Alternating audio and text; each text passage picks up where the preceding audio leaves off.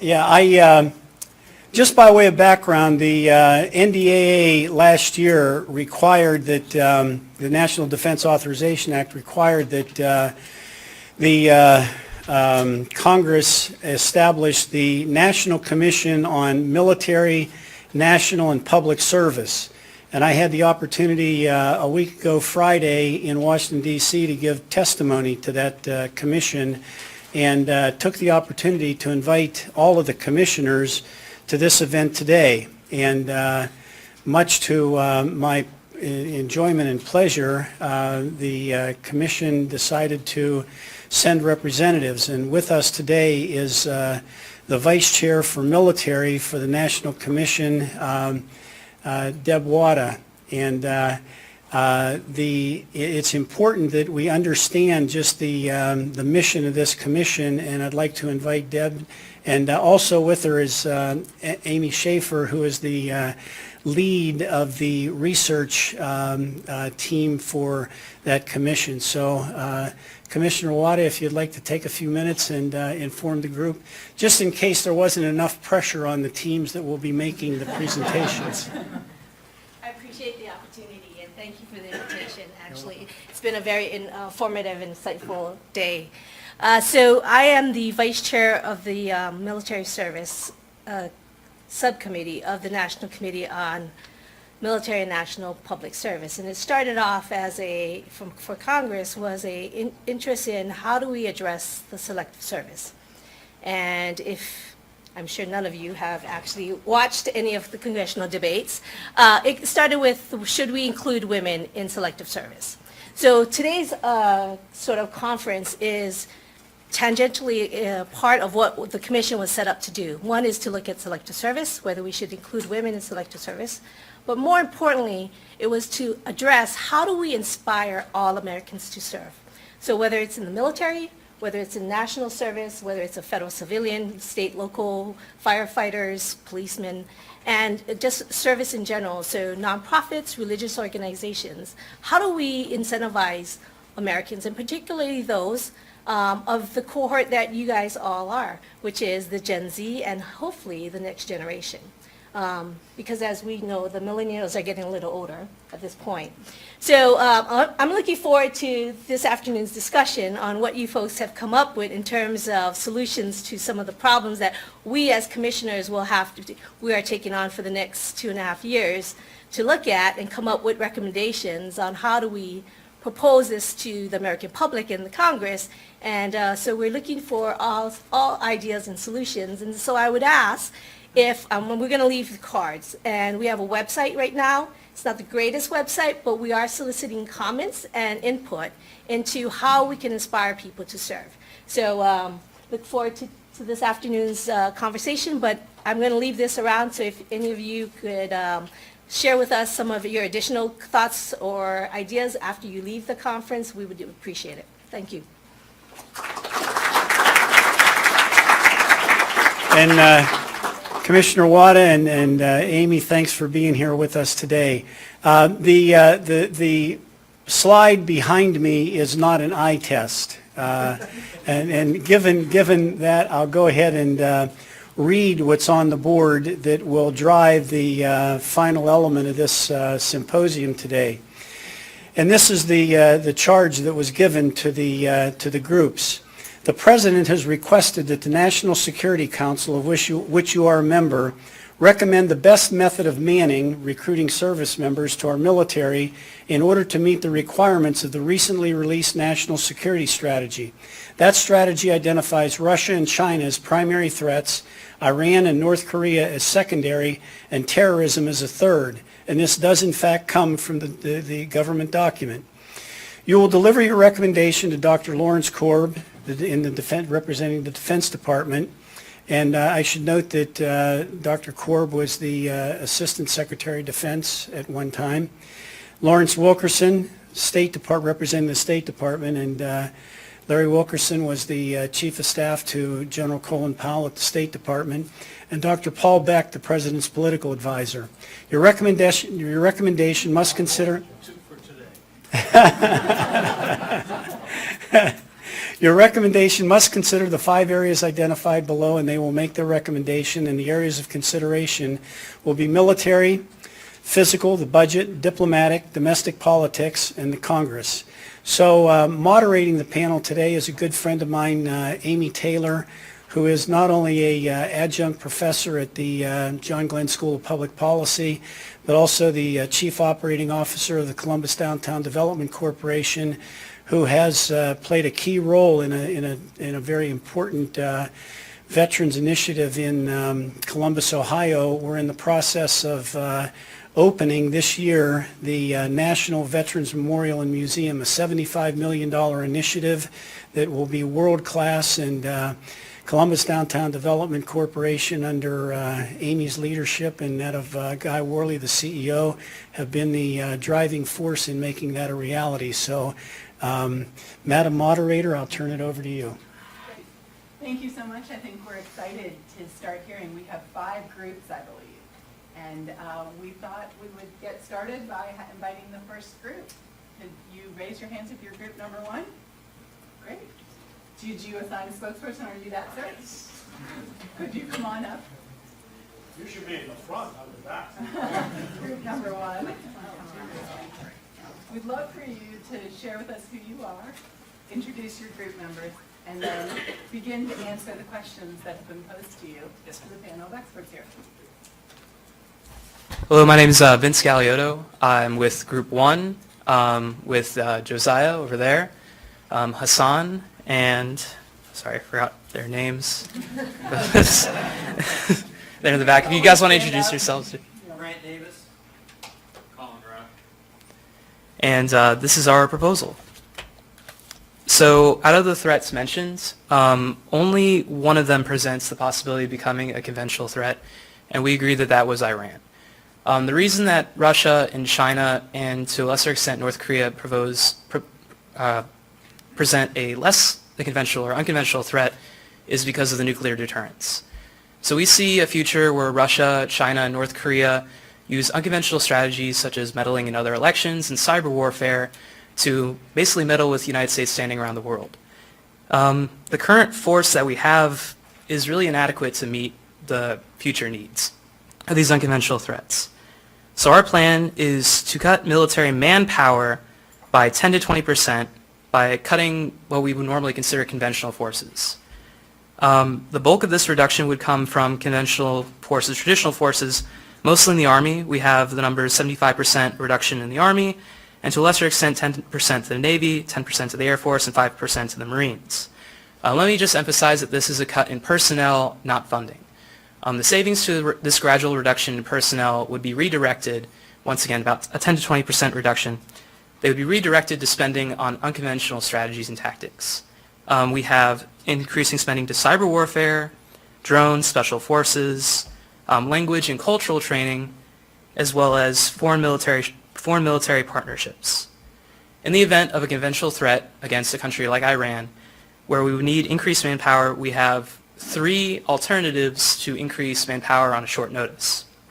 We have creating an American Foreign Legion, basically allowing foreign members of the world to participate in our military. We have proposed personnel reforms, such as lateral accessions, to increase the amount of experts that would be needed on such a short notice. And we have increasing the amount of defense contractors that can work alongside our military. Once again, we're keeping the American voluntary force as is for now. We're just creating a leaner, more efficient military for the 21st century. We believe that this is politically feasible because, once again, we are not actually cutting defense spending. We are reallocating it into a smarter strategy. So we believe that Congress will not be seen as weak on defense. And once again, we can replace a lot of the cuts in conventional forces, giving congressmen the new funds in their districts to pursue new technology labs and things like that that would basically keep employment stable in those congressional districts. Once again, this is a reallocation, and we want to be able to confront Russia and China as they begin to meddle around the world with unconventional threats. Any questions? I'm going to start down at the end with the advisor to the president. It seems to me the trends are, the pressures are all in the other direction. not to cut manpower, to beef up the funding for the Defense Department. A lot of it to go presumably into technology. There are on the table proposals for one of the things you've talked about, and that is contract soldiers in effect. I don't think that's gotten very far in Congress, but the pressures are there. The White House certainly is for that. One of our chief advisors and donors is basically putting forward that idea and has talked to the president about that. But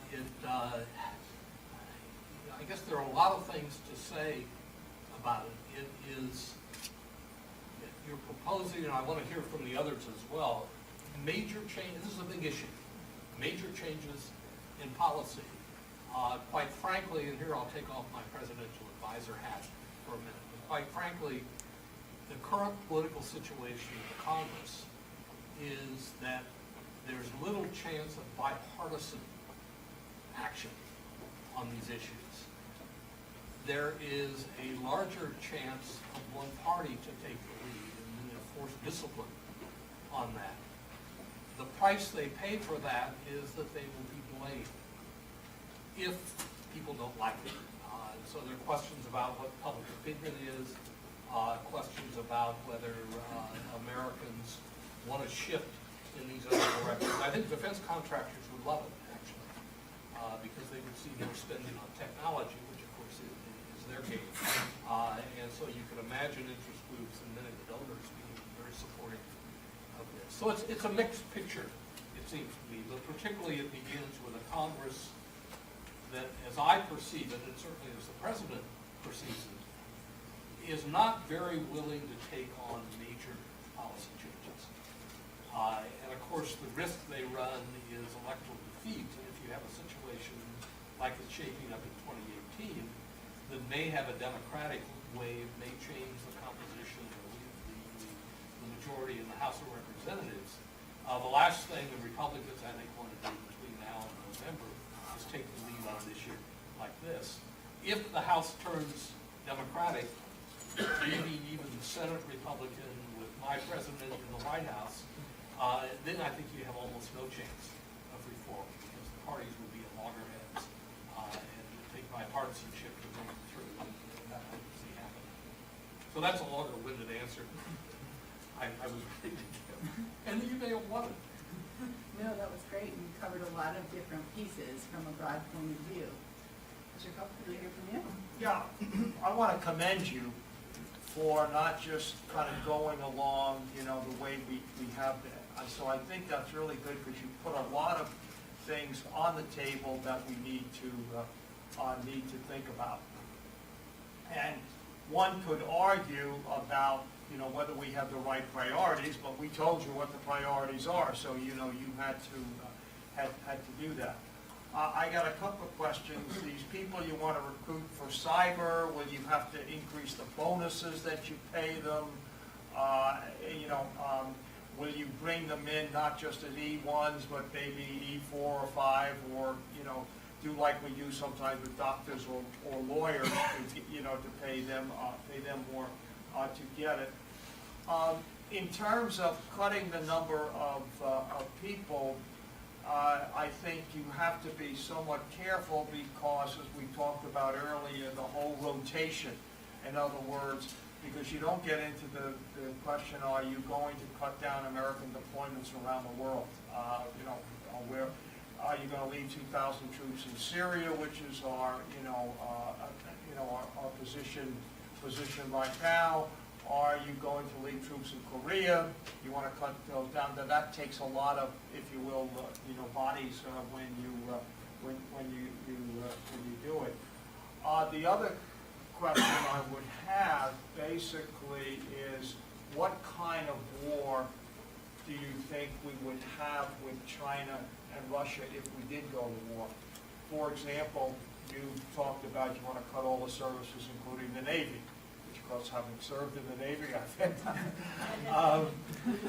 but I think the real key is, if China is a threat, you're going to have to confront them with the Navy. I doubt if you want to get into a land war with them. And then finally, I would say, and again, that you really ought to think about the fact with nuclear weapons, would you want to make another arms control deal with Russia? I don't know if you know that, but the New START agreement that President Obama signed expires in 2021. President Putin has offered to extend it for 5 years, which you can do without going to the Congress. Would you support that? All right, I'll attempt to go through all the questions that you had one by one. You mentioned how we would create incentives for people on the more technological side. Our philosophy was that you would employ kind of less people like doing cyber than you would employ people like on the field being that conventional force. So we believe that, once again, the cuts to the conventional force could be used to maybe increase pay and salary for people working on the STEM side, because naturally you would have less people doing that kind of with those capabilities. It wouldn't be like a one-for-one like trade and personnel. So that was our kind of theory behind that. You mentioned types of war with Russia and China. Once again, we couldn't really imagine a scenario where you had two land armies kind of duking it out because, once again, of the nuclear deterrent. We didn't think that situation could ever occur. So the only possibilities were unconventional wars where you had proxy wars or meddling in countries kind of on their periphery. So maybe China getting involved in Vietnam or trying to influence things in Southeast Asia to their liking, or Russia doing the similar thing in Eastern Europe. And once again, we would want to focus on more unconventional forces to deal with those threats. Also, as you said, that's another reason why we didn't cut the Navy as much. As a fan of the Army, it was kind of hard for me to cut most of the funding from the Army. But once again, that's where we saw most of the conventional forces kind of like being out of date. And then you also mentioned arms control of Russia. We did not really have, we didn't have any context for that, but I would imagine that we would continue to pursue, like diplomatically speaking, to keep that arms agreement intact, if our group agrees with that. One quick question, what about the Guard and Reserve? You going to leave them alone? We did not address the Guard and Reserve, but I can imagine that they would stay the same in this Berlin.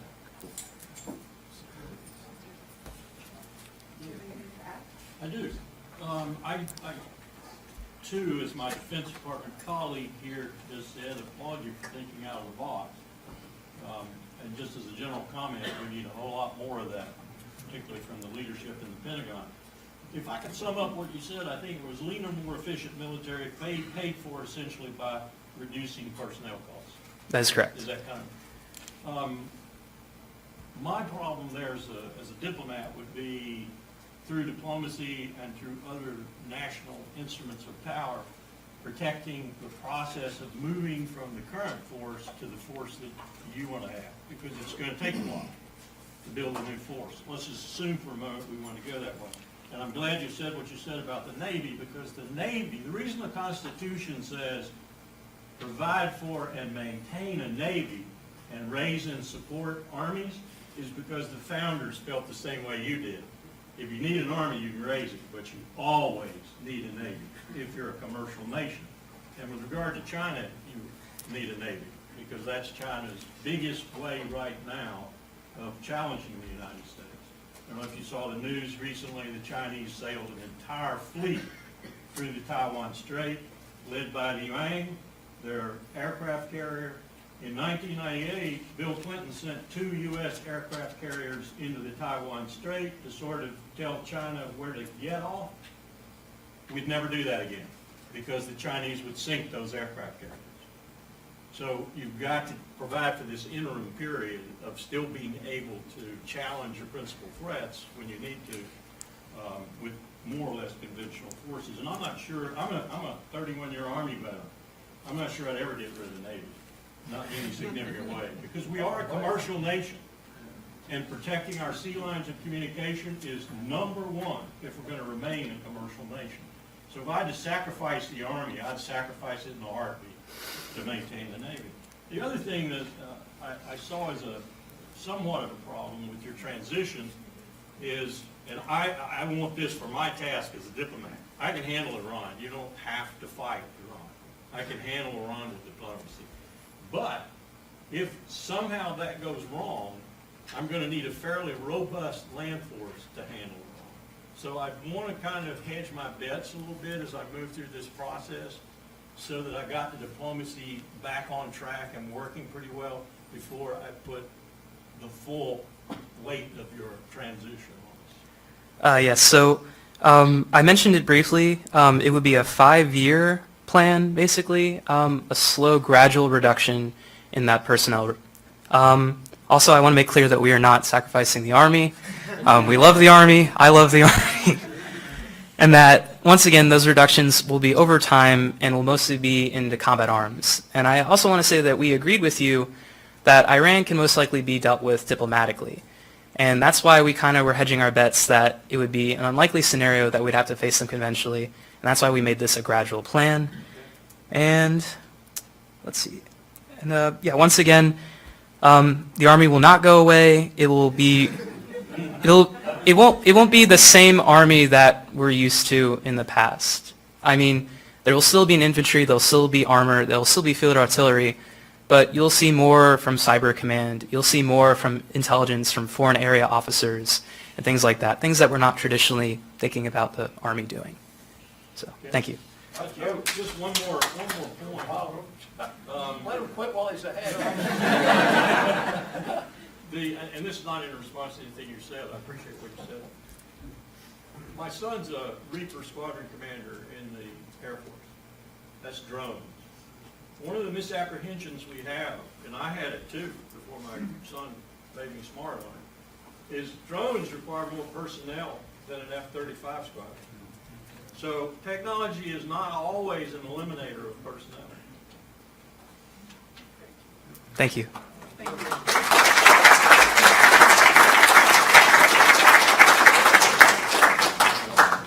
Group 2. If you would invite your team to stand so we can all recognize them, that'd be great. You guys stand up. I'm Aiden. Okay. All right, so I'd like to frame this proposal by discussing a name change. So moving from the United States military to the Defense Force of the United States, although largely symbolic, frames what we are trying to accomplish here, which is, at the end, the overall institution of a mandatory 2-year service for all Americans, noting that there are some reasonable exceptions to that, and as well noting that the first quintile will likely avoid that, probably by economic means, so there will be also implemented a tax increase on those who don't participate. And the idea is that the second, third, and fourth quintiles will be largely encouraged to participate in this, and that through programs like Teach for America, where you serve for 2 years teaching, that the fifth quintile would in the end be incorporated into those and would begin to disappear. So obviously this is very long term, and that it remains this way for the rest of this plan as well. In terms of finances for this would begin largely with a strip down of the military in the sense that it would be re-examined. The budget would be re-examined, the size of the military as well as its engagements. So I think we discussed areas where the military has redundant functions and where institutions like the NSA could be more used for combating cyber warfare, for example. And so with mandatory 2-year service, you have large access to a group of people who could then serve in the NSA, for example, in cyber warfare, would be serving essentially for free, but would also gain significant career experience with computer technology that is incredibly expensive to get your hands on, but would gain beneficial experience in their field. And so that's how we would account for an increased military force, but we also believe that the cost of that would go down, and if we decrease engagements elsewhere in foreign places, foreign nations, then we would also decrease that, and that's reflected by our change to a defense force. We recognize that this has a lot of diplomatic implications, so in order to combat that, we decided to increase our UN engagement, and one example we used with regards to diplomatic engagements was with Iran. So say, for example, 50 years down the road, like was pointed out, Iran is now a more democratic country. The reformers, who are largely present now but are not in control, are in power. we would have are expected to have increased economic ties as well as diplomatic ties with them. And through those increased diplomatic and economic ties, we would have soft power and leverage over them, and thus we could pull our forces out and be less likely to engage with them that way. So by shifting our focus, we still maintain that power, just in a different way. And we also recognize the significant problem it would take in implementing a mandatory 2-year service plan, as this would be largely politically infeasible. However, another thing that we wish to implement ourselves, although this might not necessarily be politically beneficial to the president, were we to offer to Congress and to the United States the opportunity for discourse and debate on issues of declaring war and entering conflict. We could offer the public and Congress this by reaffirming the War Powers Act and Congress's authority to declare war. And so although the president is ceding his power to take action rapidly and to take credit for military successes, he gains largely a solution to the fact that the all-volunteer force is no longer meeting the requirements that our military demands. And so, in summation, by increasing the people that are participating in our military, we are addressing issues of socio and economic inequality. We are combating the fact that the all-volunteer force is incredibly expensive and no longer provides necessarily the soldiers we need. We would have trained soldiers from the second, third, and fourth quintiles, where there are likely people who are trained in tech and who would be able to train. We worked with computers as well. And for those who aren't necessarily trained or who potentially would like to serve in the military, and people would be incentivized to do so, to serve in a land force or perhaps lower rungs of the Army or Navy, or etc., they would receive 6-month training, which I believe is standard, and then the leftover 2 years, the leftover part of that 2 years, so a year and a half, they would participate in reserve. So not necessarily active duty, because there would be people called up to active duty, but they would be initially in reserve, further incentivizing them to join the military because they have a brief stint of 6 months and then a year and a half of reserve duty. So that's a summation of our proposal. Aiden, thank you. There's a lot to unpack in your Yeah. suggestion. I think it might make sense to start with the Department of State, since so much of this has a diplomatic. Yeah, I want to, just one question to start with, if I could get a clarity. Did you say you would begin to withdraw from overseas bases?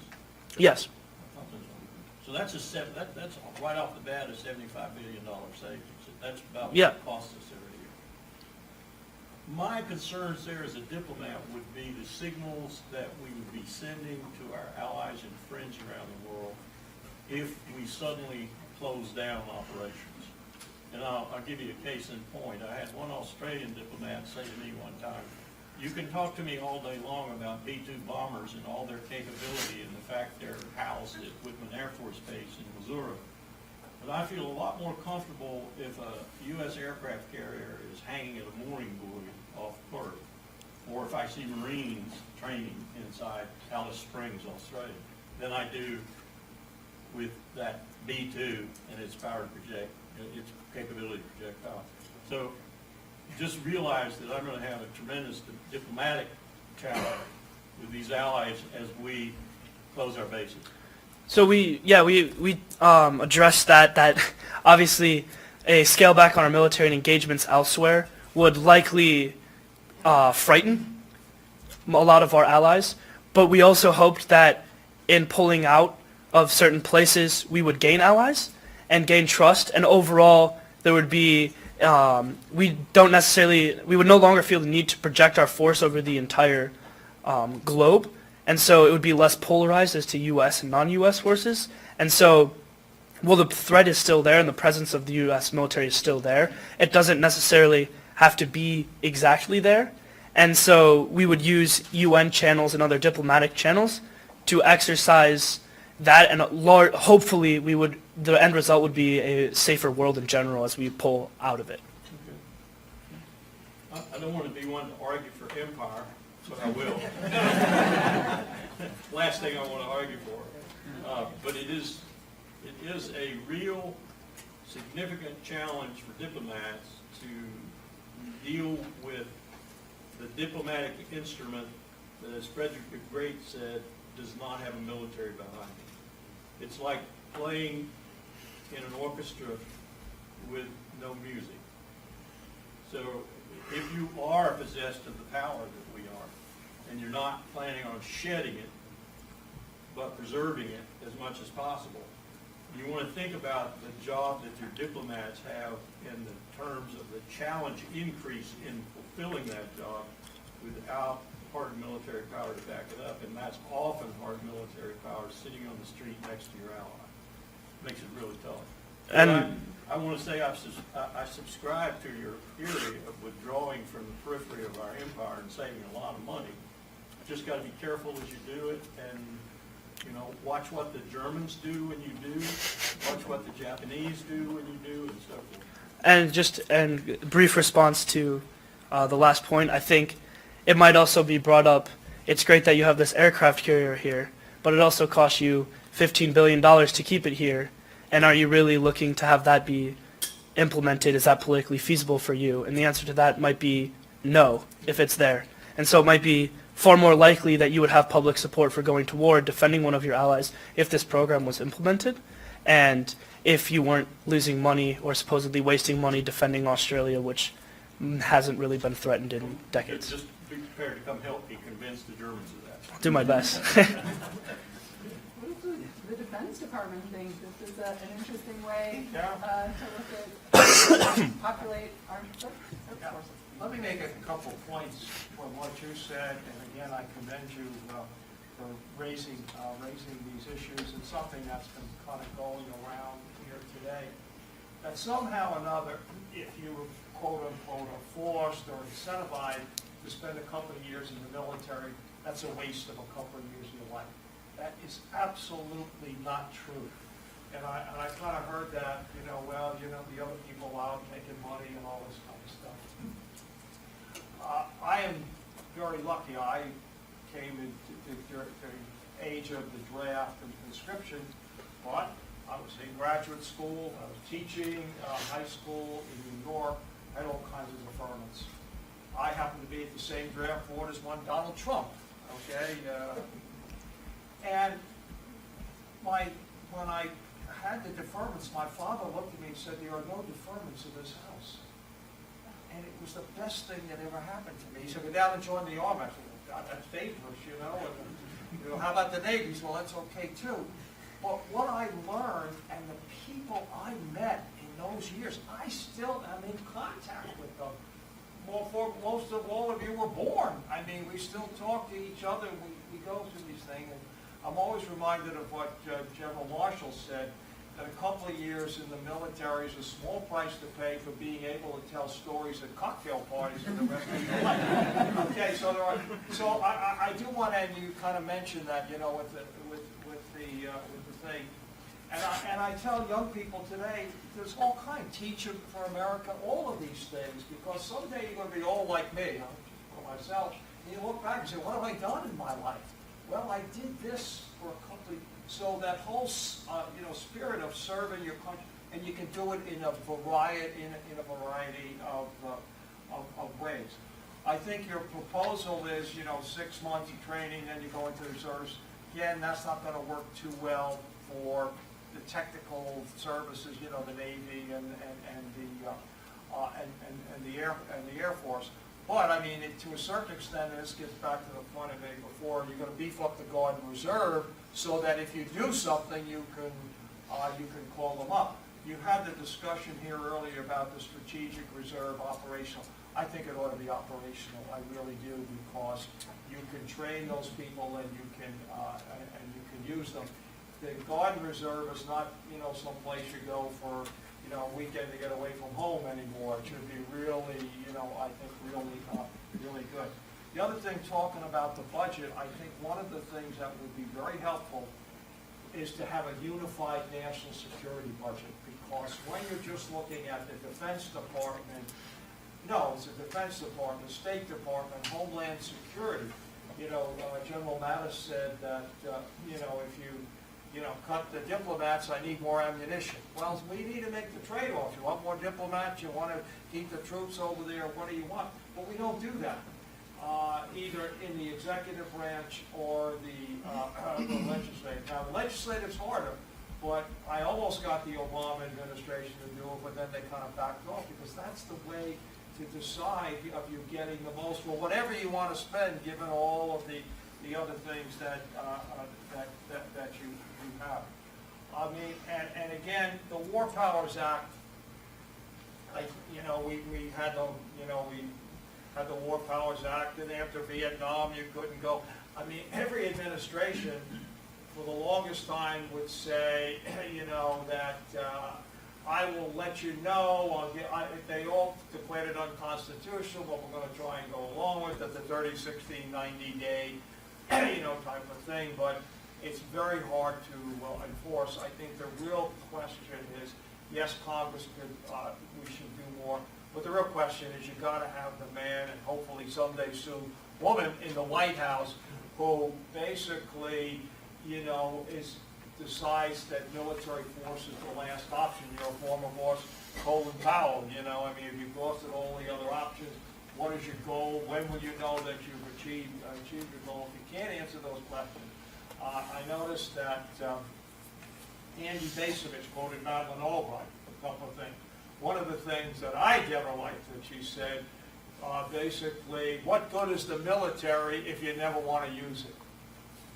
Because he did not want to go rushing into the Balkans without a clear, you know, goal. And to me, that's the wrong thing. That, you know, if you want to use it, make sure you have your goals and you're willing to use the force that's necessary and everything like that. But I think, you know, you guys did a great job. So just in response, I think your first point and your second to last point, roughly, tie in very nicely. I have to go back and look. So if we were, our goal was to create a norm that this mandatory service happens. And so that is the idea that these 2 years are going to be great in your life. It's not a waste of time. And so that would reflect to countries similar to Israel, where it's assumed that you're going to serve in the military. And though Israel's needs are quite different from our own, they still all recognize the fact that that's what they're going to do when they turn 18. And so the implementation of a culture like that and the construction of that sort of norm, I think, would prove very beneficial and create a culture where, with regards to your last point, and Congress, the people are more engaged and they have skin in the game. And with that skin in the game, as everyone's in this mandatory service, they are become better citizens, increasingly aware of affairs, and are almost forced into recognizing and requiring themselves to debate and discuss these issues because it actually affects them, versus where we're at now, where it affects a small portion of the population that nobody talks about. Again, and then you raise a great point. Go back in your history, the Gulf of Tonkin incident. How many senators voted against it? 2. How many members of the House? None. And I remember my commanding officer telling me he had fought in Korea and World War II and everything. He said, it's BS. But, you know, they went along with it. So that's why I say, yeah, I agree with you. They will get more involved. But back then we had conscription and everything. I think the real key has got to be that the woman or man who's running the place, you know, wants to do the right thing. So what are the political implications of mandatory service after a generation without it? Well, that's really where I want to go. There are a lot of good ideas on the table here, presented by the first group and now the second group. The big one is mandatory service. And I actually would be a supporter of mandatory service. Whether my boss, the president, would be is another thing. It would be, I think, hard for him to be a leader in advocating for it because of his own record and because he avoided the draft when there was a draft. Would he do it? Possibly. But it seems to me that when you talk about mandatory service, you really have to be talking about incentives. What would incentivize young people to spend 2 years of their life, not necessarily in the military, but I would want to provide for alternative service. There are plenty of needs out there. What would incentivize them to do that in an economy that has fairly low rates right now of unemployment. So there are now opportunities out there. In a country that highly prizes going nonstop from high school to college, the ideal time to have the alternative or the mandatory service would be between high school and college. You can incentivize it in a variety of ways. One would be to say, for each year that you serve, we will provide you with support for college or vocational school or whatever it is that you would want to do afterwards. But that raises a cost issue. And it seems to me that mandatory service, if it is ever going to work politically, would almost have to cost more than the large amounts that are going out right now to support an all-volunteer military. And then there's the channeling aspect to that. You know, how do you channel people in the right directions? How do you take the kids in high school who have really good technical skills and could be trained in some kind of a cyber facility? How do you identify them? How do you get them to do that rather than something else? Is that part of the military or not? I mean, I think there are a lot of questions here. Questions that I would hope we would debate as a society. Because I do agree with my colleagues here on the panel that I think 2 years of mandatory service would be a good thing for virtually everybody, every individual in our society. And people are living longer now, so it isn't as if you are ending your job or your career at age 55 or 60. Having 2 years, like Israel and other countries have as well, I think could be a very, very valuable thing for us. One last comment, and that is, and I think Larry touched on this a bit, Congress does not really want to exercise the power. They avoid it in every way they can. And so I think that to change, to get them to change or to enact a War Powers Act that has real teeth in it is something that most of them are not going to want to do. And, you know, we have to realize as well that very few members of Congress have any military service in their background. Some do, but most of them do not, and they have constituents who don't want to see their sons and daughters go off to the sands of Iraq to fight a war. So there'll be real resistance, not just from the generation that would have to give the sacrifice, but maybe even more from their parents and grandparents. Aiden, thank you for this. Yeah, I was just going to say, Yeah, go ahead. oh, real quick. So in response to cost, I think the idea that mandatory service might end up being more expensive is actually not true, because I believe it would pay off for itself. You don't need incentives necessarily if it's mandatory. And so the idea that we had earlier where you pay $40,000 to get somebody to join the all-volunteer force, that $40,000 means a lot to somebody in Chillicothe than it does to somebody in Bexley. And so perhaps something like higher education, where you could fund that through tax incentives or other areas of the budget, that might be necessary too. But even through higher education, a lot of people aren't able to pay, but a good amount of people are still able to pay for higher education. So the goal would be, although it's not politically feasible, the goal would be to remove the idea of incentives out of it, to create a wider socioeconomic base of people that are participating in the mandatory service, to the point that it just becomes a culture that doesn't need an incentive, and it becomes a norm. And so it might be initially more expensive, but 15, 30, 40 years down the line, nobody questions it, everybody does it. Let me just quickly respond to that. I can see not having the kinds of incentives we have now to persuade people to go into military service. On the other hand, if people in this mandatory force have to live somewhere, have to be clothed, have to eat, and we're talking now about a huge number of people. So that would be a cost. I don't know how it would, what the cost would be, but it's not nothing. Yep. And obviously, that would have to be taken into account. I don't see Congress being, well, no, I shouldn't say that. The old Congress was not in the mood to spend more money. The new Congress seems to be in the mood to spend more money and to impose those costs on you, the next generation, rather than pay for them in an ongoing way. So maybe they would do that. Besides the enormous increase in cost, and most studies have demonstrated that they are enormous if you go to mandatory service and you pay even a modest amount, whether it's in subsidies for school or direct pay or whatever. You also have one other significant problem, and that is within this mandatory service entourage, how do you determine who goes into the infantry? That's still going to be a huge challenge, especially if you're involved in war at the time you do it, or there's a prospect of war. Very huge challenge. I mean, how do I tell you, you can go teach for America, but you got to go in the infantry? This is great, thanks so much.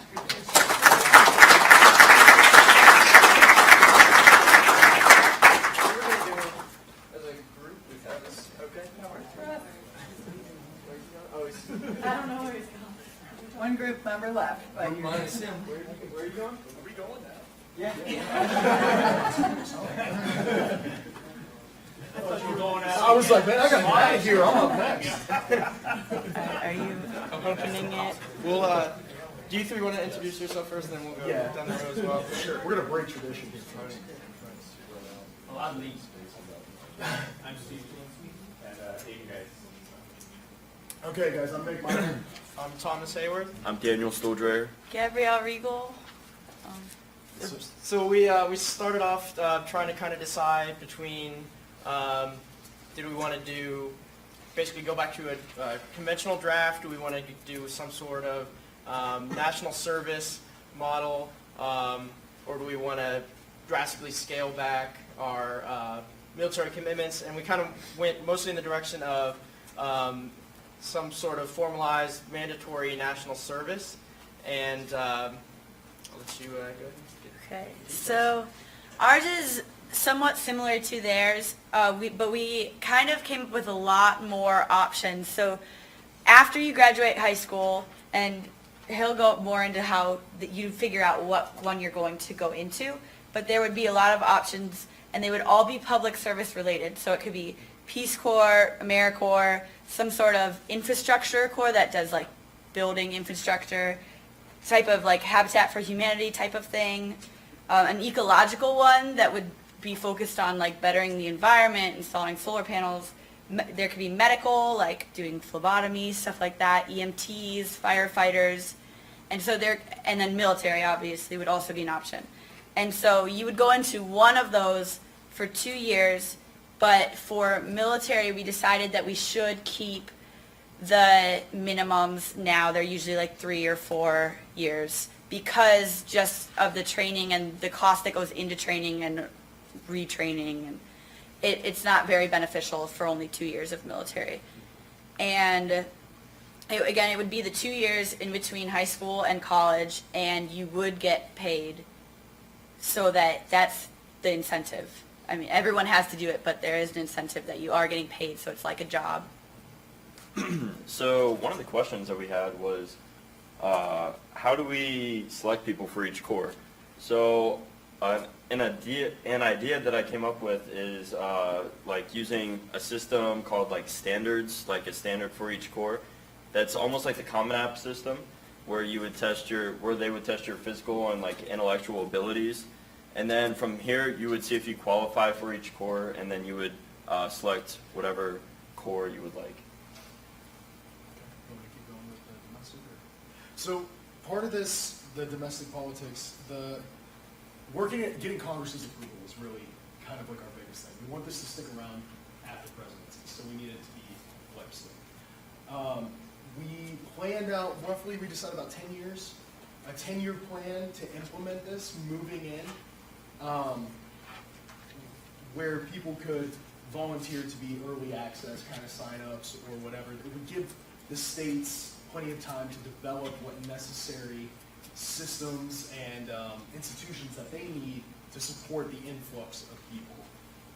As far as fiscal... We also talked about the 10-year, possibly kind of rolling it out where for the first 10 years it would be a 1-year commitment, and after that it would go up to 2 years, or just having some sort of phase-in process just to make it a little bit more palatable for the public and for Congress. Actually, I think Mr. Korb brought it up about the generation. How is it going to be after one generation? Well, the plan is to implement it as, it's going to be painful at the beginning, but to break it in over the course of the generation. We want one generation to go through it, because after that amount of time, it becomes the norm, and then you add on to it from there. You can shape it to how you want it to be shaped.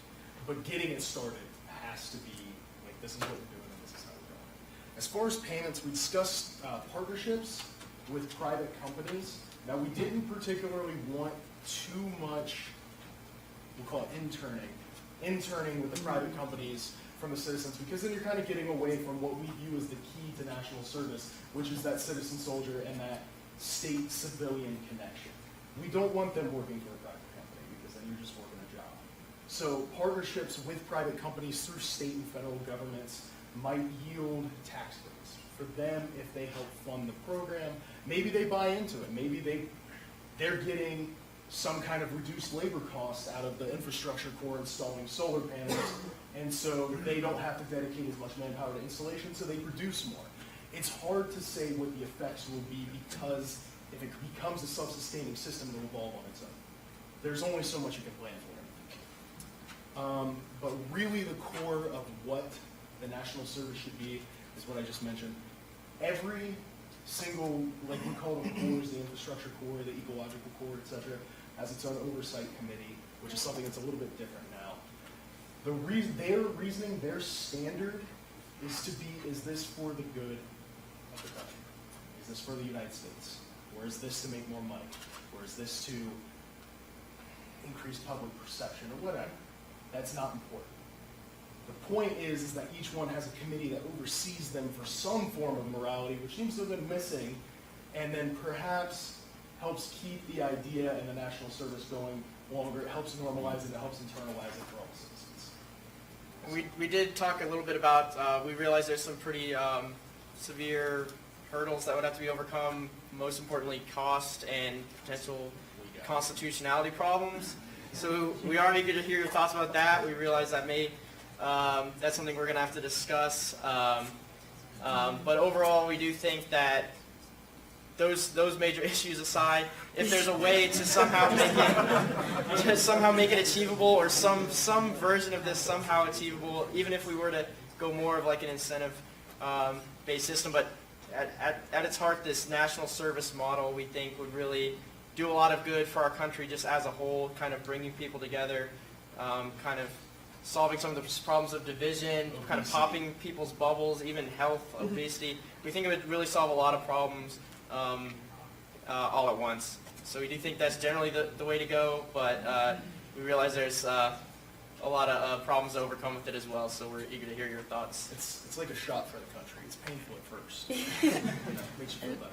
As far as we did kind of, for the constitutionality portion, that if we pitch it sort of as like a modification of the draft and not as like a new involuntary servitude,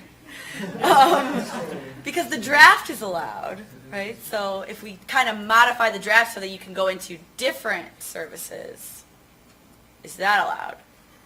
We're asking you, we don't want to. Yeah, we don't. Well, Good luck on that one. we've started this conversation with group two, but there's certainly, this is a wide variety of topics. And so, given what we've already shared, what else do you guys have to say about what's different in their idea, which is this a much larger, or perhaps for group three actually mentioned very specific things. And then some of their questions about constitutionality. Larry? Yeah, one of the things I like when you proposed it is for the military, not just 2 years, because, and you pointed out quite correctly, when you talk about a draft as opposed to the volunteer military, one of the problems with the draft is people only serve 2 years, so your training costs go up quite a bit. So I think that was good. A suggestion I would make to you, would you give the GI Bill if you serve the 4 years? Only. Yes. It was only an option. Your benefits, this we did forget to mention, your benefits are scaled depending on your time of service. Okay, So the GI Bill and the BAH only applies to 4-year enlistment, or if your enlistment was 3 or 5, the same thing. No, again, I think that's because if everybody else does 2 and you want the military for 4, you should have, the incentive. And this young lady who spoke earlier today about the cost of, the 4 years in college. The other question, again, practical, would you allow ROTC and West Point and all of that to continue? So kind of one thing that we discussed was potentially, because after this you would go to college, if you did, you could still go into ROTC once you went to college. Because we didn't want to kind of have like a weird sort of fast track to officership where like instead of your service you're doing like ROTC. No, that's correct. But I mean, We just said maybe more of a high school program. If the national service is to foster national identity, which is something that ROTC I think is one of their core tenets, then it could be a preparation for the military in high school. That'd be great. And then you go into the military post high school if that is your kind of track. But I guess you could have. I just don't see the benefit after your service. You would still keep West Point and... Oh, as schools, all right. absolutely. I don't see why people couldn't, if that's their track they wanted to choose, why not? Well, I think you raised a lot of great questions here, and I love your phasing, because obviously this would not happen overnight. Well, again, I think there are a lot of good ideas here. I want to pick up on the last thing that we were talking about, and I was thinking about the talk, the keynote at lunch. And that is that your plan might really be good for how we recruit people into the service academies, because they would have had 2 years at least of service, maybe more than that. And I think it would make the service academies much better at recognizing who was really officer talent and maybe who wasn't. And right now, it's very hard to do that. Now, the political issue there is, I think you all know how people get to the service academies.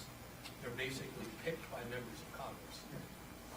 And so you would be taking away a very nice perk that many members of Congress like to be able to exercise. And, maybe that would work, maybe it would not. As to the constitutionality, I think your point was correct, that the fact that we have had a draft means that many of these issues of constitutionality in a way have been resolved. The big issue would be, the 2 big issues. One is, do you extend the draft to women? And I think in the present day you would have to. And I think that would be very important. Secondly, do you extend the draft to people who are not citizens? We did talk about that. I'm sorry, not the draft. We did address citizenship as non-citizens, non-natural born citizens, or immigrants can apply, and it's kind of like how the military does it. It sets them up for a fast track to green card or citizenship now. And the same for any service that they volunteer for, because they have to once they come here. And that helps them become citizens faster. But for the draft, I don't even think we addressed it. I think our point on the draft was that it would still be there, but in national service, since everyone's doing it, and this was Aiden's point, if everyone is doing it, it takes the onus off you for wanting to join the military, for wanting to go be an infantry when your friend went to college for physics. So if people want to do this, if this is what they want to join, then in times of a draft or something else, we may be able to ask other corps before we resort to the draft.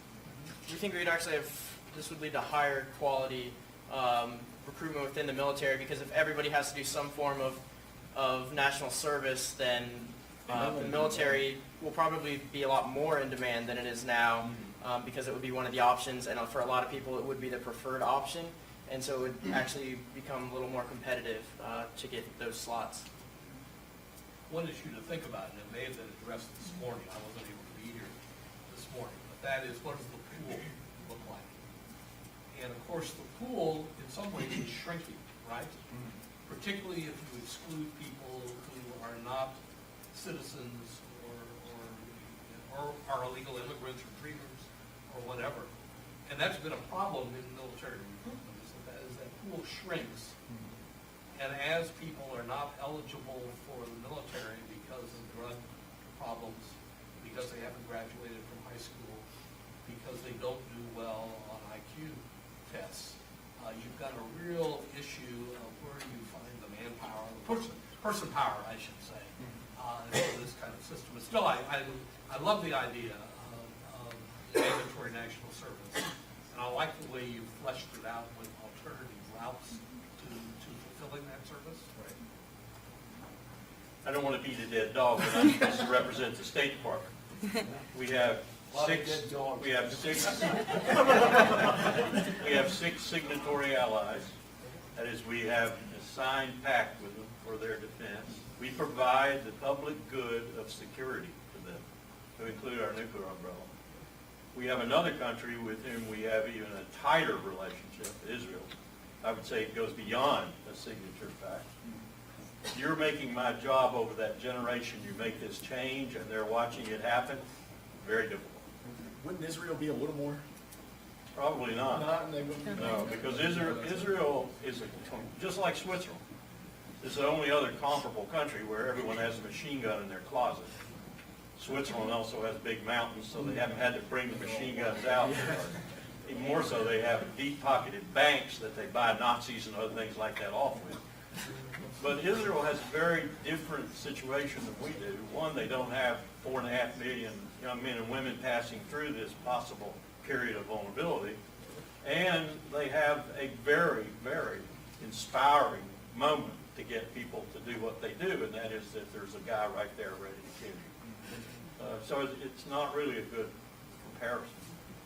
I like what you're talking about. I'm just saying you're going to make my job keeping these allies happy, making them not think the world is changing so enormously with regard to their provider of public security for 50 years that they should get very concerned, rearm, and become even a But can problem you sell themselves. this as an expansion? Yeah, we don't think that it would weaken the military. We think that the staffing levels would remain the same, if not go up a little bit, just kind of depending on funding, and that the quality of the recruits should be at very least the same, if not go up. So I don't think it would cause too much fears of insecurity for the allies, unless I'm missing something that Well, you're talking about. I still see that huge problem you've got in this mandatory service panoply of how you decide who goes into the infantry and who goes in to Teach for America.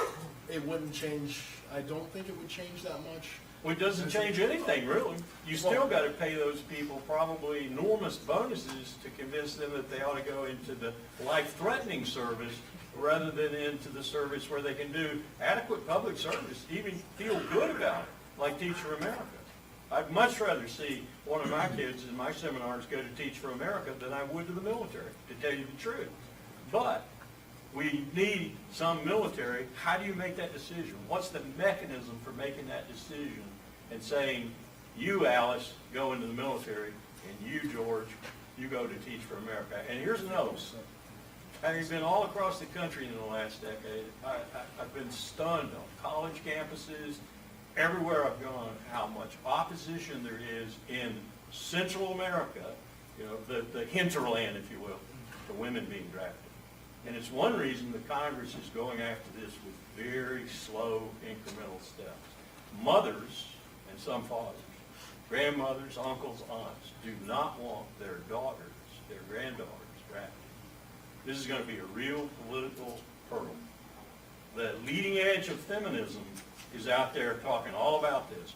The bulk of America is saying, over my dead body. I'm not sure. I'm not sure what else to tell you, Colonel. They already let women join the infantry. I did 4.5 years in the infantry myself. Yeah, but how many? How many? Years or women? We've gone, I don't know which question. we've gone, Not we've very gone from many. 2% to about 14.6%. And it may never be very popular, but there was no problem. The infantry is one of the highest enlisted, at least in the Marine Corps, is one of the highest enlisted MOSs. It also has the highest turnover rate. but it's okay Yeah. because some other dumb 19-year-old that looks just like me is ready to sign up. And as long as you're talking about very small percentages, you're right. But if you ever have to mobilize, you're talking about a whole different situation. And our kind of thought, again, our thought with that was the mobilization was actually, from what Colonel Basevich said, asking citizens to stand up and do it. Instead, we would just say, which of you from which corps would like to come to the military in this time of crisis?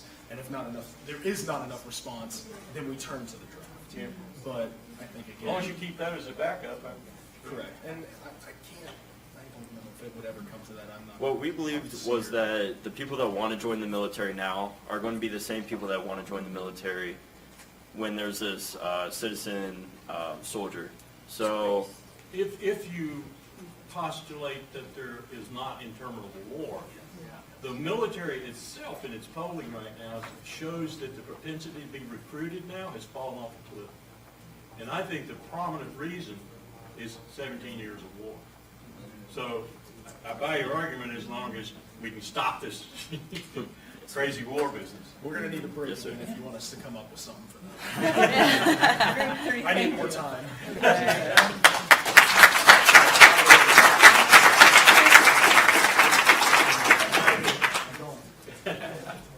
Good job. Do we have Group 4? That was 3. Do we have Group 4 coming up? Oh. That is us. We're going to put you in the Yeah, we come on. So much for volunteers.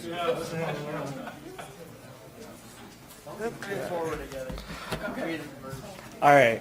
So I want to preface this. We took a more practical approach, or what we see as a more practical approach. Talking as Dr. Beck said, the political climate of the United States right now and the way our legislature is situated simply means that these huge legislative overhauls of creating an all mandatory service, being able to funnel into these different groups, it's really not a plausible, in our opinion, perspective, situational solution. What we see is a shortage in the ability for this military and the all-volunteer force to recruit and to build its forces. And so we took a more bureaucratic and administrative look at how we can improve the system as it is now, rather than try and overhaul the entire system, both because we don't think it's practical and because we're afraid of the effects that it would have on the way that we are perceived by our allies and at home. So starting with the military structure, we first focused on recruitment. We believe that a key important part of being able to improve recruitment into the military service is the ability to make military service career-oriented. So when you go into the State Department, when you go into even Department of Homeland Security, there's more of a very clear career path that you're looking at, and they make it very clear about what you'll be doing, what kind of skills you'll gain, and what you'll be able to do after you've served your time in those agencies and those departments. The military can be a very similar way and make it more of a career-oriented step, being able to draw from people who are graduating college or before they're going to college, and being able to show this as a career step. In that same vein, there's a necessity to make this comparable or compatible with the private sector. So being able to take the skills and experiences that are in military service and apply them to the private sector. And so what we propose is more education and training crossover in the military and then applying that to the private sector. So when you're looking at permits, when you're looking at earning licenses due to the training that you undergo in the military service, those should be better able to be applied to the private sector and better able to be applied to what we have for non-military personnel in the private sector. Additionally, as we've discussed in great length, debt forgiveness is a huge problem for a lot of people across the country, and for that matter in a lot of different income demographics. There's not really an income demographic that has $100,000 just sitting around, unless you're looking way, way up there. And so a great majority of people face a lot of debt coming out of college. And so what we're looking at is more debt forgiveness, more advertising of debt forgiveness and of education coverage. And so not only, though, for undergraduate studies. And so there is a lot right now of advertising. We think there should be more of debt forgiveness in undergraduate studies, but also for graduate school when you're applying to be a nurse, when you want to go to med school, when you want to go to law school. Sectors that are incredibly important to our commercial economy have real private sector benefits and could be extremely beneficial in the long run to improve our trade and our finances domestically. Then moving from recruitment more to structure in the military, we think that one of the best avenues to go down will be decreasing the amount, not decreasing, but focusing less on full-time service military personnel domestically, and rather expanding the reserves and the National Guard. It's more cost-effective. It is more cost-effective and efficient than a standing army at home, and it's certainly more cost-effective than a standing army in allied states. Of course, that would have to work very closely diplomatically with being able to comfort our allies that we're not abandoning them. However, we will have more forces on reserve at home. We believe that there should be an increase and an expansion in the national call to service for higher education. Very clear parameters set for encouraging people to sign up for the national call to service and being able to earn an education through that program. Additionally, we think that the benefits for military personnel should be improved and more efficient and more effective, and in part that should be put on to state governments, being able to encourage more state government responsibility in delivering armed services personnel benefits. Additionally, we want to expand the use of contractors in the military, however, limit it to contracting support personnel and perhaps intelligence and training, but very much keep it outside of combat. We think that it's incredibly important that combat troops are United States Army personnel, not private contractors. However, a lot of the support organization and we believe training can be highly effective and beneficial going through the private sector. Then moving on to looking at fiscal responsibility in the military, we think that spending caps for the Department of Defense need to be better enforced. There should be more transparency about where spending is going. Of course, we run into security issues and security clearances with information, so of course that's a very complicated issue. However, we think that with more enforcement of budgetary caps and more transparency as to where money is going in the Department of Defense, people will increase their trust in the military and in government, which leads me into government. We think that one of the big problems that we've talked about here today in recruiting people to join the military is a lack of trust in our government, a lack of trust in the way government works, and a lack of trust in how we choose to use our military. People think that we're fighting a lot of wars of attrition against terrorists that are ineffective and end up lasting 18 years. That is not a very good recruitment model. And so we want to restore more trust in the activities of our government and restore more trust specifically in the execution of our military.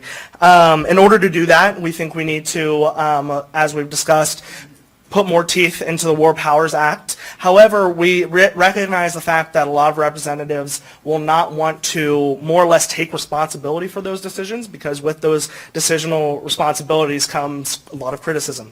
And so that might be an issue going specifically through the War Powers Act. And so what we were thinking about as far as government reform is more of a congressional reform, increasing mandatory accountability through the Armed Services Committees in the House and the Senate in order to have a more public and more present approach to having reform and accountability for military actions in Congress. Additionally, we believe that because Social Security, Medicare, and Medicaid are perhaps at risk going forward in the next 50 or 100 years, a lot of people are nervous about their retirement and nervous about their future prospects as far as Social Security and retirement go. We think a very reasonable way to take that concern and apply it to increasing military recruitment would be to improve the VA, create a culture in the VA that is very, very effective, and be able to then market the military as a very secure retirement plan and health care coverage. And then finally, diplomatically, we believe that phasing out of these long wars of attrition in Iraq and Afghanistan is going to be necessary. However, it's not going to be the only focus. If you look at logistically, we're not overwhelmingly spending, a vast majority of our money or deploying a vast majority of our troops to these countries. There has to be more that goes along with it. And so we would like to phase out of those countries and work into more of an advisory model. But we also want to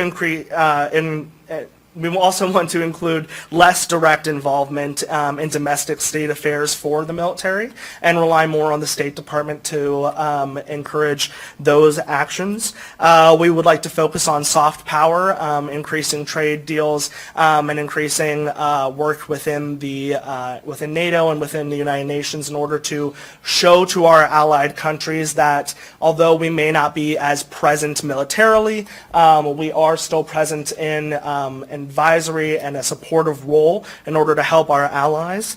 And we, of course, want to avoid conventional war troop deployment at pretty much all costs. At this point in time, conventional troop deployment is extremely expensive, extremely ineffective, and is extremely bad for recruitment.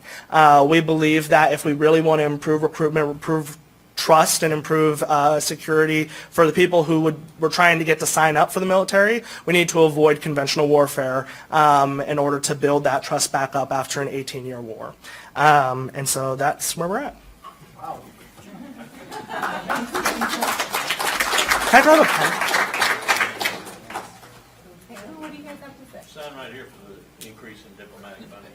Yeah. Oh dear. Nope. Yeah, you made a lot of very good points.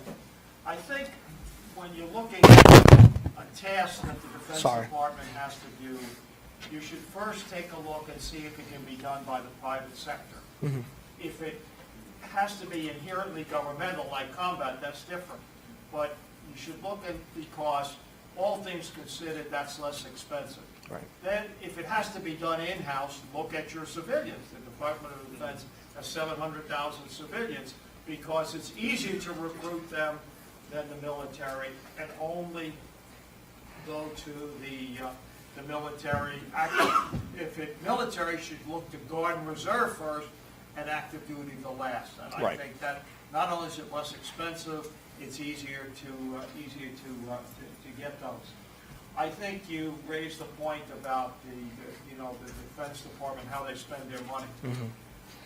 John McCain, who's a big supporter of the military and all that, he says, your weapon systems that you're developing now, your cost growth is $400 billion over what you expended. Anybody wants to take a look at the F-35 and see what a nightmare, that is in terms of doing. Similarly, and I'm glad that Bob Work is not here today, because they said the Defense Business Board, take a look at how we do business, their own thing. They came back and said you could save $125 billion over 5 years. They said, we don't want to let that get out because they'll cut our budget.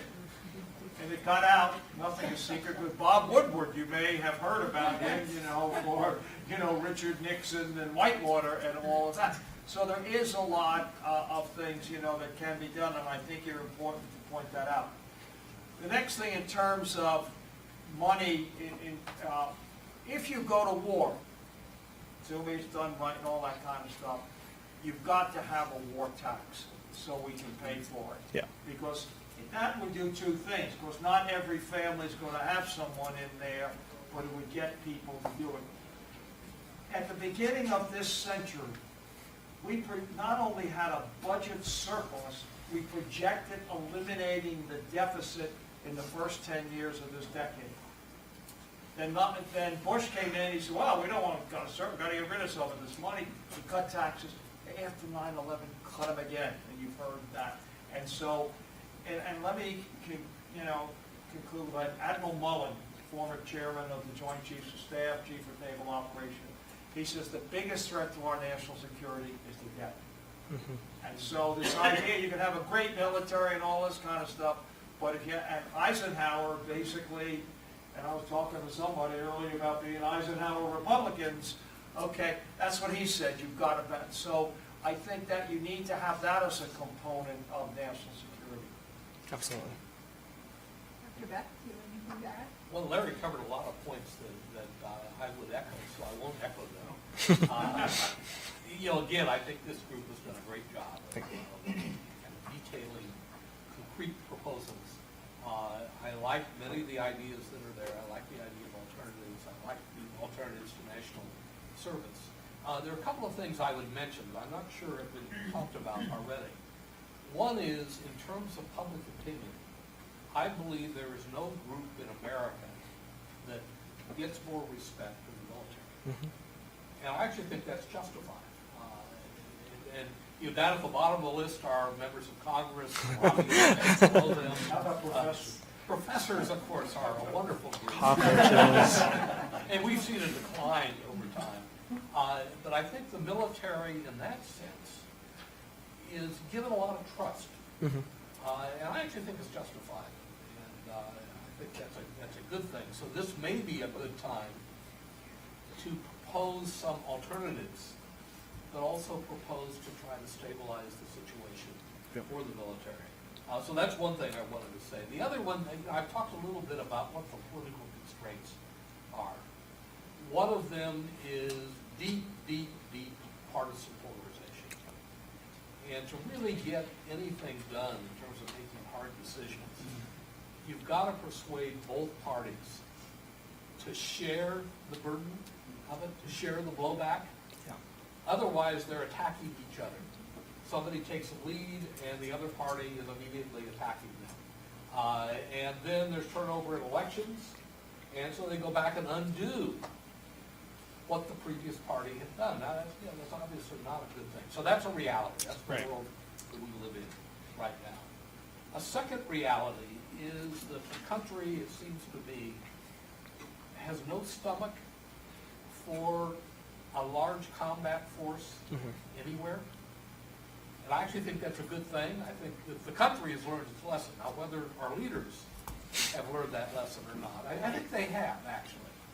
Because Barack Obama wanted to withdraw troops, but he used more drones, feeling that that doesn't really create the kind of reaction that combat forces would.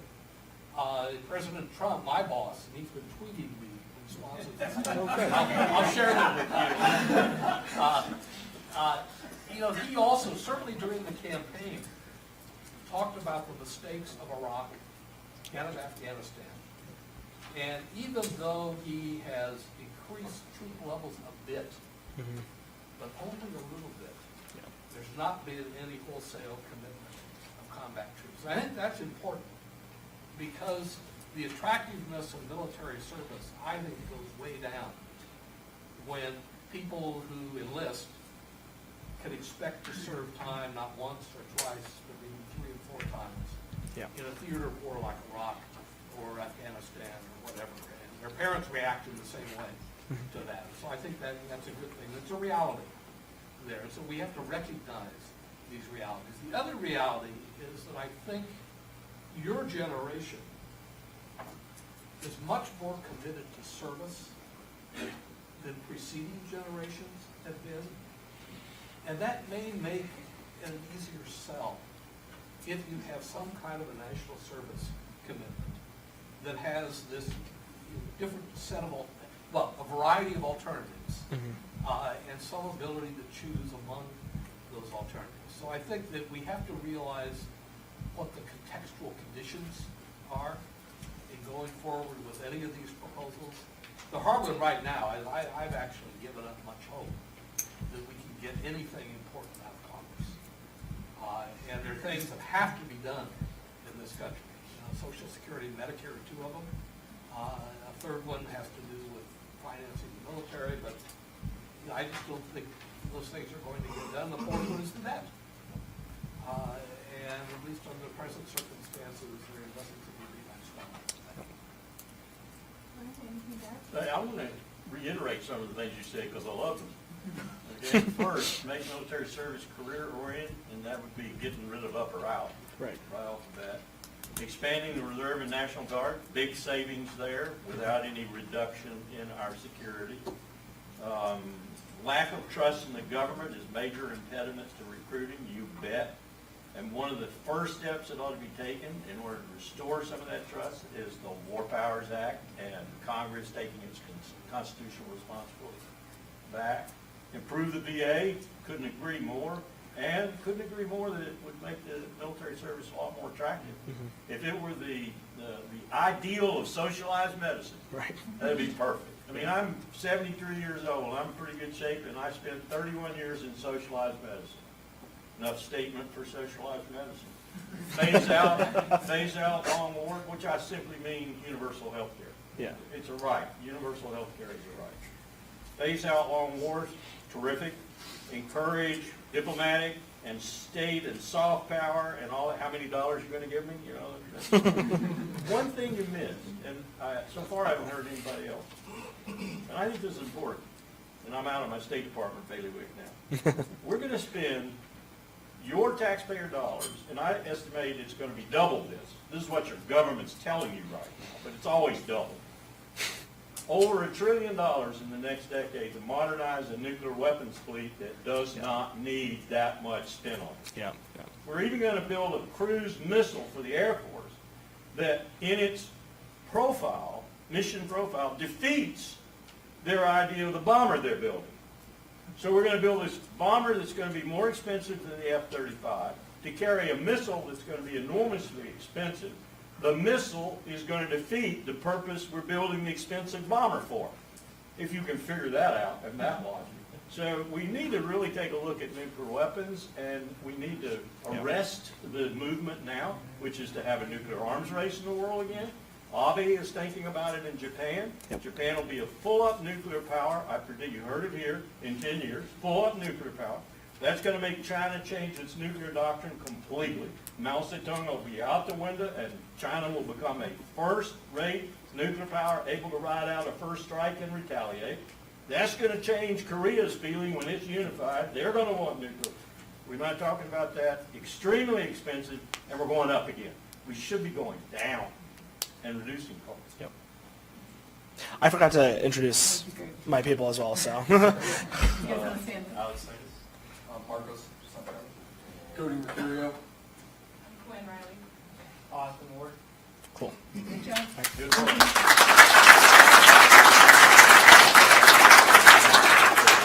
One final group? So there are 5 groups. Perhaps we covered it. Did we? No, go? one more. Okay. Last but not least. Thanks for that. Could you introduce your team? Ask them to stand. I'm sorry? Could you introduce your team? Just ask them to stand. Yes. Okay. My name is Jacob Saliva. I'm a student at Ohio Dominican. There are quite a few members or students from ODU right now. If you guys could stand up and maybe introduce your name, that would be cool. I'm Bill Hughes. I'm Teresa Barosa. Maria Emily. Danielle Waller. Lucy Howell. Bet you're on the football team, right? Just like General Wade. Okay. So We, the members of the National Security Council, come to you with a long-term comprehensive response and recommendation to the charge you've been given us. This recommendation, and I emphasize, is one of immense complexity and great importance. It is a matter of collective responsibility. First and foremost, this recommendation is to make peace and avoid permanent war. We would like to achieve this through prudent diplomacy, and in a smaller sense, or as a side note, resolve this Vietnam stigma which surrounds the draft, and encourage duty to one's country. In other words, we need some skin in the game. Therefore, we intend to replace the all-volunteer force with a form of short-term public service, a draft system, mandatory system, that is not adventurous but is well-maintained, ready, and necessary for times of imminent national security crises such as today. We've been told that there are three sort of subsets of threats. Russia and China can be identified as a cybersecurity threat. The second threat, Iran and North Korea, we identify as a nuclear warfare threat. And finally, but not least, is terrorism, and we identify that as boots on the ground. In other words, physical involvement. We are physically present in the Middle East.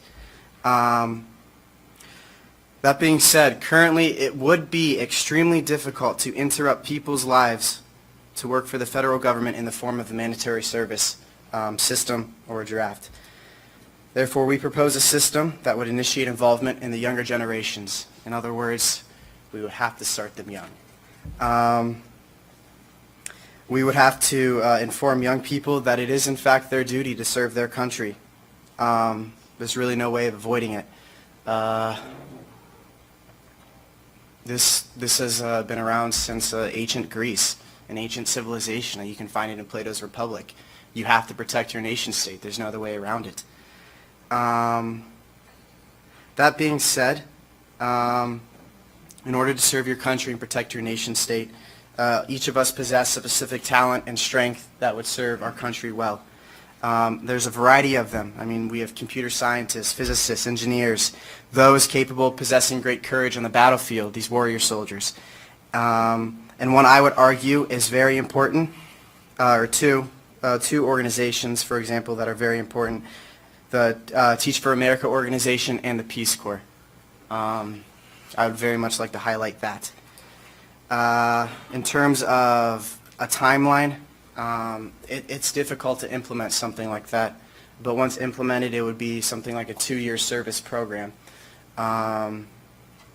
Students graduating from high school may not possess specific skill sets that they would learn in college, which may make it difficult for you to contribute particularly to the national defense.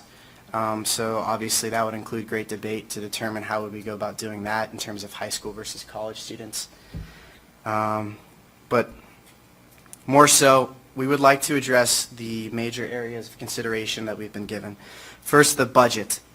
I would like to begin with a statistic that was given us today. It's been given many times by many public policy experts. There has been $425 million annually spent on recruitment costs. If we take the war in the Middle East or any sort of global police force in the last 20 years, it doesn't take very long for you to realize that war is costly. Now imagine if we transplanted that money every year to a higher education or a healthcare system within your own country. I think the positive effects would be dramatic. In terms, but more particular to the budget of maintaining a national defense system, the duty to serve your country should not be expected as a kind of reward, so to speak. Salaries would not be increased. That should diminish the cost of war. If you're young, you dedicate 2 years of your life to serve your country in whatever capacity you can contribute. It wouldn't be like the draft where you're sent into an enlistment force and you're just not really contributing the way you'd like to contribute. I mean, you have particular skill sets that would be very important to you protecting your country. This is something that may be a bit controversial. We don't want this to be a professional career. Don't expect any sort of monetary benefit for working in the military. I mean, everyone has a private life. Don't expect an extravagant bonus. If you are a citizen and you prescribe to the American creed, that should be sufficient enough. You need to protect your country. Don't do it for the money. I guess I can't emphasize this enough. It's not about the money. Now, we believe this is a short list. It's a very complex subject. We're given a limited amount of time, but we believe this short list would reduce the budgetary deficits caused by the military, and the deficit is a great one, and it increases every year. The second area of consideration is the Congress. It would be extremely difficult to pass a law to replace the All-Volunteer Force Forum. Just as a side note, if the law were to be passed, those in the military already, perhaps we should consider a grandfather clause. That's just one example. Public opinion sways elections and public policy. That just goes to show that it just would be extremely difficult to pass something in Congress, especially with terms being every 2 years if you're a representative. Now, if we could substantially satisfy the components involved in a new system, then I would say there's hope. But it would obviously involve bipartisan agreement and a set of party politics. Congress is a salesman's game. You'd have to sell this. And if we have to sell it this way, then so be it. The mandatory service system, we would sell it as a source of economic growth, job creation, and educational advancement. If you turn on the news and you enjoy learning about current economic policy, the unemployment rate is usually the hottest topic out there. If the government employs its citizens, the unemployment rate would drop drastically. I understand it's very low right now, but this is just one observation. Also, we could promote American companies and enterprise abroad. I know we already do this through trade agreements and world trade organizations, of which the United States is a part of. But again, it's just another example, another observation. Diplomacy, another area of consideration. We would like diplomacy to be conducted by prudent people in accordance or along with strong alliances. Alliances are very important in the world. There's a lot of problems to be addressed, and alliances usually facilitate that. Now, should we require a public servant to serve abroad and acquire a proper knowledge of global affairs and particular cultures? Could that have a positive effect on a society? It's just a question we'd like to raise. We do need to stay away, however, from creating a distrust and cynicism about American involvement in the world. We're following an age in which colonialism was very pervasive throughout the world. Sometimes American involvement, heavy American involvement, could be misjudged or miscalculated by other countries, and they don't really, maybe they won't trust us. And we need to build trust. Also, diplomacy, we'd like to involve an area of immigration policy if we're to consider diplomatic impacts. In other words, it might be a two-way street. If we mistreat people coming into our country, how would other countries react to us entering their borders? Just something to consider. Obviously, we will do all that we can to continue a dialogue and pure communication in order to avoid war. No one likes human carnage, human suffering. I hope no one likes that.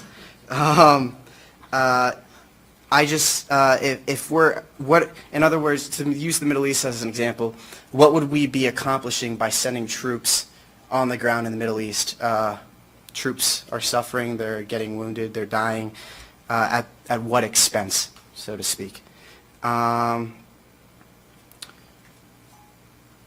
order to achieve good diplomacy, we would argue we would need to move away from this kind of spectator sport that surrounds the volunteer force. That is, you go to a football game, and before the football game, after the national anthem, everyone stands up and claps. That's a harmless action. I mean, you're just standing up and clapping, and you think you've contributed something. But then you sit down and you watch the football game, and that's that. And also, we need to eradicate this indifference among younger generations. Those older servicemen and women, those older public servants, they've sort of lost the skin in the game, and it's up to us younger people to command responsibility. And that's very important. And another facet of diplomacy, and perhaps maybe the most important, would be a financial situation that a nation state might find themselves in. For us, it boils down to finance. For instance, China is gradually, steadily, and regularly buying up U.S. Treasury securities because we cannot finance our own deficits, so we have to issue bonds to foreign countries. And they can really do whatever they want with that. I don't know about you, but I wouldn't want another country issuing forms of currency outside of the United States. That could cause problems. Hey, Jacob, you brought up a lot of good points. What if we give the panel just a minute or two to start to respond before we have to conclude for the day? I don't 4 want them- minutes. Yeah, I don't Oh, want sorry 4 about that. minutes, and I want to make sure that you can hear back from them. There's some interesting, the nice part is a lot of you came up with a lot of the same great ideas, so we're working towards the same thing, but I think there were a few points here that were a little different. Do you want to start? Yeah, with so much was- I'd like to highlight a couple. Avoid permanent war and wars of choice, I would add. I'm for that. Emphasize diplomacy, I'm for that. I think you made a really important point in the center about seeing the full panoply of public service. That is everyone who gives public service in this country. Firemen, policemen, you name it. And even private enterprise that is not after filthy lucre as its only goal. And I really would include the banks and other things like the banks in that as a part of American security. It is.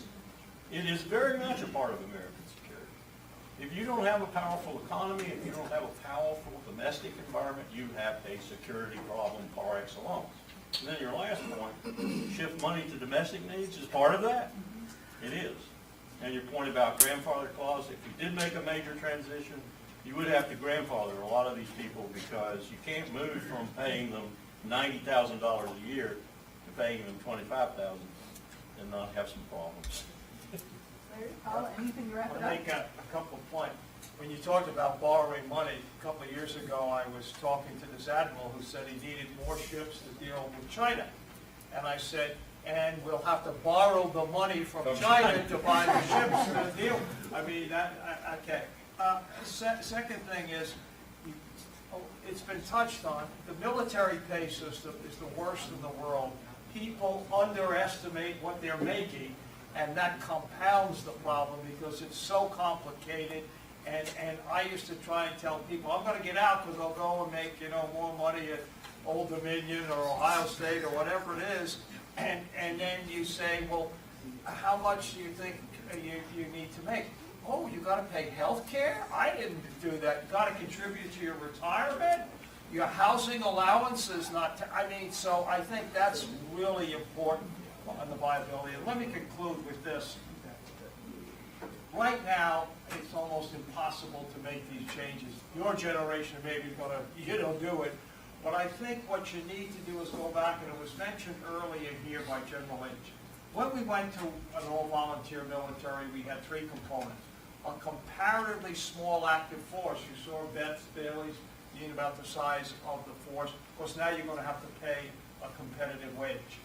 A Guard and Reserve that was basically, and they used the word strategic, I would say no operational. So when you call it, if you need it, because they're less expensive.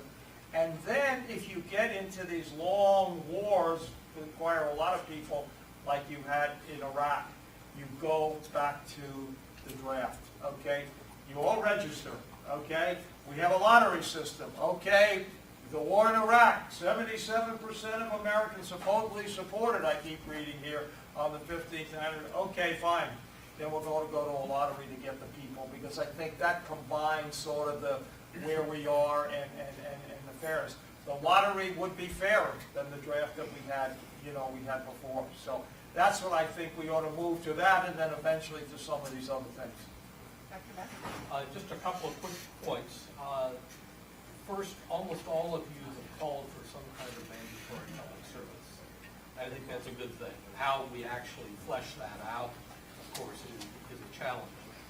One important thing about that, particularly if it includes military service, it would make it harder for our leaders to go to war. And that is because they would get blowback from the people who have to sacrifice to carry out the combat activities. And I think that would be a good thing. The selling job that would have to be done to provide or persuade the country that this is a good idea probably would have to emphasize first, and we touched on this a bit, that everybody should be willing to sacrifice something for their country. And we need to start making that point early on with people. One of the things that, at least in my lifetime, that has happened, I'm a public opinion specialist, is how much people's trust in government has declined over time. From the highs in the 70s and 80s, in percentage terms, who trusted the government to do what was right most of the time in the 1950s, to probably 10 to 20% today, and you wonder about them. So that's a real barrier to any sense of sacrifice. If you really don't trust your leadership to be able to do the things that you think are right and for the good of the country. And we've got to work on that. Our present political situation doesn't help us with that. And in fact, I like to say that what Congress has done is a very good job of soiling itself. And who's going to have confidence in Congress if they continue to act in the way that they have acted? Thank you, Jacob. Great job.